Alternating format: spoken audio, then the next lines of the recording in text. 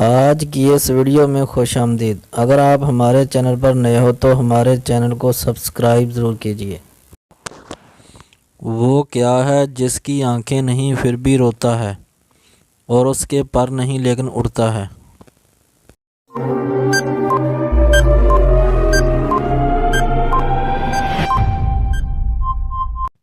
इसका सही जवाब है बादल।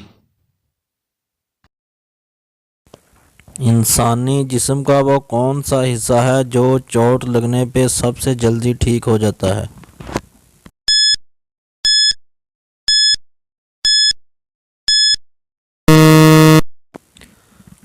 इसका सही जवाब है ज़ुबान। वो कौन सी चीज़ है जिसका साया नहीं होता?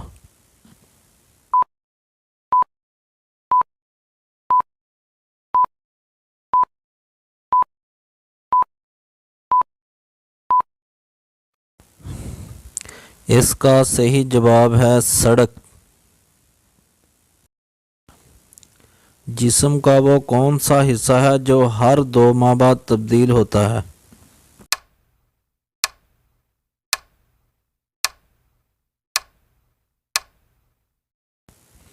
इसका सही जवाब है आँखों की पुतली। एक घर के 3 दरवाजे हैं। लड़के ने घर की छत पर जाना है, लेकिन एक दरवाजे में आग लगी हुई है और एक दरवाजे के पीछे शेर कई सालों से भूखा है और एक दरवाजे के पीछे एलियन है। बताएं अब लड़का किस दरवाजे से जाएगा?